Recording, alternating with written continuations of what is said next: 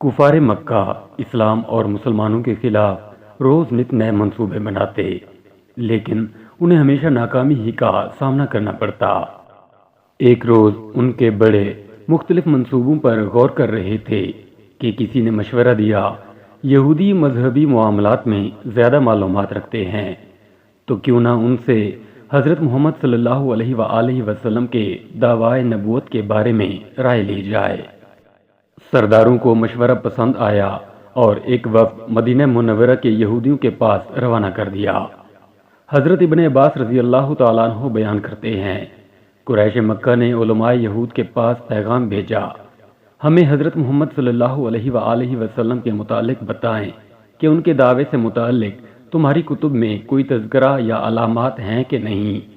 اس پر یہودیوں نے جواب دیا، تم ان باتوں کو تو چھوڑو، ہم تمہیں 3 سوالات بتاتے ہیں، اگر وہ ان کا درست جواب دے دیں تو سمجھ لینا کہ وہ ضرور اپنے دعوے میں سچے ہیں۔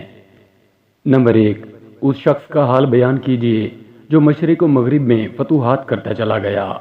نمبر 2، ان چند نوجوانوں پر کیا گزری جو کافر بادشاہ کے خوف سے غار میں جا چھپے تھے۔ نمبر 3، روح کے متعلق بیان کیجئے۔ وفد خوشی خوشی واپس پہنچا اور اپنے ساتھیوں کو سوالات سے آگاہ کیا۔ وہ بولے، واقعی ان سوالات کے جوابات ایک امی شخص تب ہی دے سکتا ہے جب اس پر وحی آتی ہو۔ قریش نبی کریم صلی اللہ علیہ وآلہ وسلم کی خدمت میں حاضر ہوئے اور تینوں سوالات پیش کر دیے۔ انہی سوالات کے جواب میں سورہ کہف نازل ہوئی۔ ابو الاعلیٰ مودودی صاحب کے مطابق تیسرا سوال روح نہیں بلکہ حضرت موسیٰ علیہ السلام اور حضرت خضر علیہ السلام کے واقعے سے متعلق تھا، جس کا تفصیلی جواب اسی صورت میں دیا گیا ہے۔ ارشاد باری تعالی ہے، اور یہ لوگ آپ سے ذوالقرنین کے بارے میں پوچھتے ہیں، فرما دیجئے میں ان کا کچھ حال تمہیں پڑھ کر سناتا ہوں۔ واقعہ یہ ہے کہ ہم نے ان کو زمین میں اقتدار بخشا تھا اور انہیں ہر کام کے وسائل عطا کیے تھے، جس کے نتیجے میں وہ ایک راستے کے پیچھے چل پڑے، یہاں تک کہ جب وہ سورج کے ڈوبنے کی جگہ پہنچے تو انہیں دکھائی دیا کہ وہ ایک دلدل جیسے سیاہ چشمے میں ڈوب رہا ہے، اور وہاں انہیں ایک قوم ملی۔ ہم نے ان سے کہا، اے ذوالقرنین، تمہارے پاس 2 راستے ہیں، یا تو ان لوگوں کو سزا دو یا پھر ان کے معاملے میں اچھا رویہ اختیار کرو۔ انہوں نے کہا، ان میں سے جو کوئی ظلم کا راستہ اختیار کرے گا اسے تو ہم سزا دیں گے، پھر اسے اپنے رب کے پاس پہنچا دیا جائے گا اور وہ اسے سخت عذاب دے گا۔ البتہ جو کوئی ایمان لائے گا اور نیک عمل کرے گا تو بدلے کے طور پر اچھے انجام کا مستحق ہوگا، اور ہم بھی اس کو اپنا حکم دیتے وقت آسانی کی بات کہیں گے۔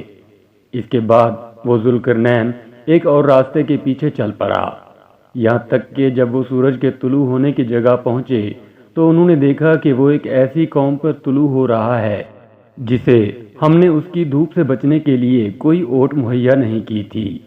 واقعہ اسی طرح ہوا، اور ذوالقرنین کے پاس جو کچھ ساز و سامان تھا ہمیں اس کی پوری خبر تھی۔ اس کے بعد وہ ایک اور راستے کے پیچھے چل پڑے، یہاں تک کہ جب وہ 2 پہاڑوں کے درمیان پہنچے تو انہیں ان پہاڑوں سے پہلے کچھ لوگ ملے جن کے بارے میں ایسا لگتا تھا کہ وہ کوئی بات نہیں سمجھتے۔ انہوں نے کہا، اے ذوالقرنین، یاجوج اور ماجوج اس زمین میں فساد پھیلانے والے لوگ ہیں، تو کیا ہم آپ کو کچھ مال کی پیشکش کر سکتے ہیں جس کے بدلے آپ ہمارے اور ان کے درمیان کوئی دیوار بنا دیں؟ ذوالقرنین نے کہا، اللہ نے مجھے جو اقتدار عطا فرمایا ہے وہی میرے لیے بہتر ہے، لہذا تم لوگ ہاتھ پاؤں کی طاقت سے میری مدد کرو تو میں تمہارے اور ان کے درمیان ایک مضبوط دیوار بنا دوں گا۔ مجھے لوہے کی چادریں لا دو۔ یہاں تک کہ جب انہوں نے درمیانی خلا کو پاٹ کر دونوں پہاڑی سروں کو ایک دوسرے سے ملا دیا تو کہا کہ اب آگ دہکاؤ۔ یہاں تک کہ جب اس دیوار کو لال انگار کر دیا تو کہا کہ پگھلا ہوا تانبا لاؤ، اب میں اس پر انڈیلوں گا۔ چنانچہ وہ دیوار ایسی بن گئی کہ یاجوج ماجوج نہ اس پر چڑھنے کی طاقت رکھتے تھے اور نہ ہی اس میں کوئی سوراخ بنا سکتے تھے۔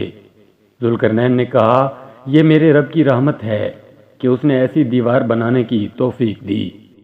پھر میرے رب نے جس وقت کا وعدہ کیا ہے جب وہ وقت آئے گا تو وہ اس دیوار کو ڈھا کر زمین کے برابر کر دے گا، اور میرے رب کا وعدہ بالکل سچا ہے۔ قرآن پاک میں ذکر کردہ ذوالقرنین کون تھے؟ مفسرین اور مورخین نے اس حوالے سے سکندر اعظم، یمن کے ہمیری بادشاہ، اور سائرس اعظم کا خاص طور پر ذکر کیا ہے۔ اس ضمن میں اہم بات یہ ہے کہ ذوالقرنین کا تعین قرآن پاک میں بیان کردہ نشانیوں کی بنیاد پر ہی کیا جا سکتا ہے۔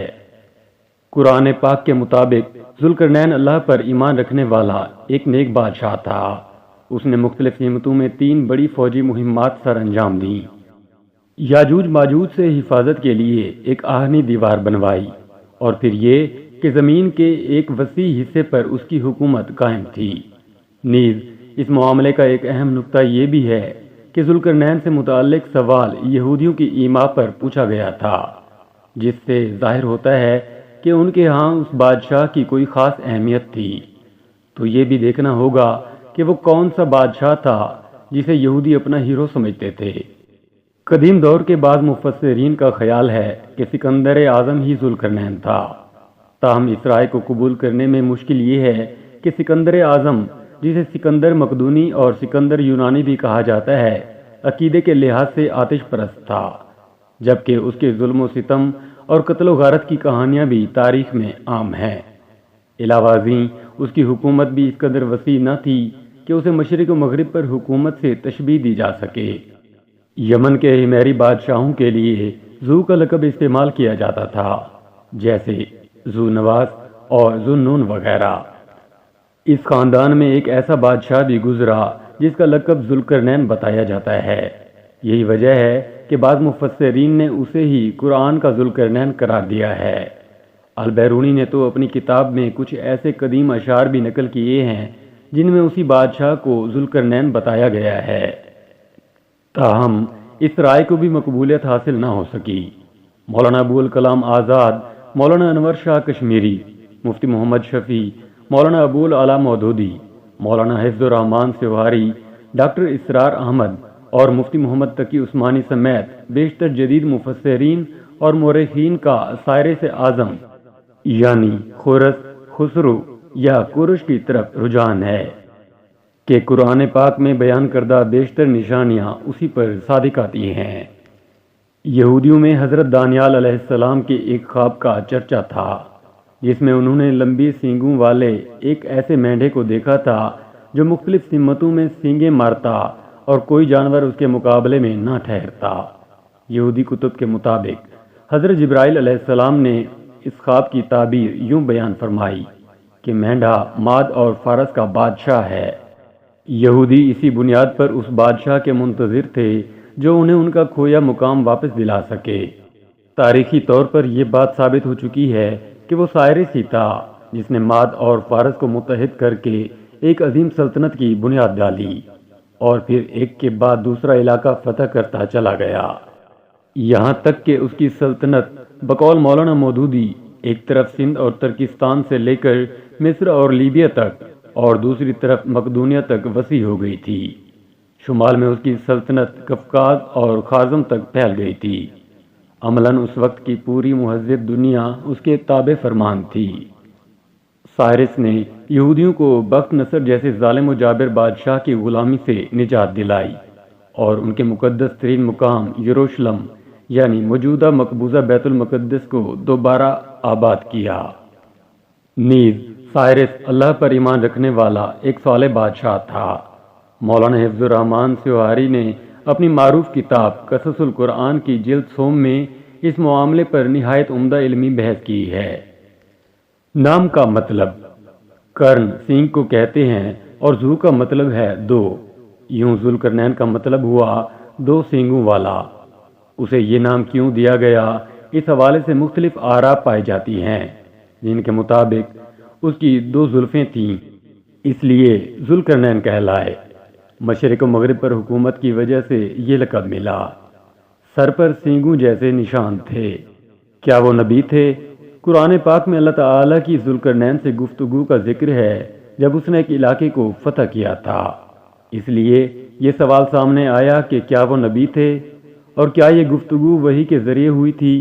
علامہ ابن کثیر نے اپنی کتاب البدایہ والنہایہ میں انہیں نبی قرار دیا ہے، تاہم یہ بھی وضاحت کی ہے کہ بیشتر علماء کا اس پر اتفاق ہے کہ وہ نبی نہیں تھے۔ مفسرین کے مطابق ہو سکتا ہے کہ اللہ تعالی نے ان تک اس زمانے کے پیغمبر کے ذریعے بات پہنچائی ہو یا پھر ان پر الہام ہوا ہو۔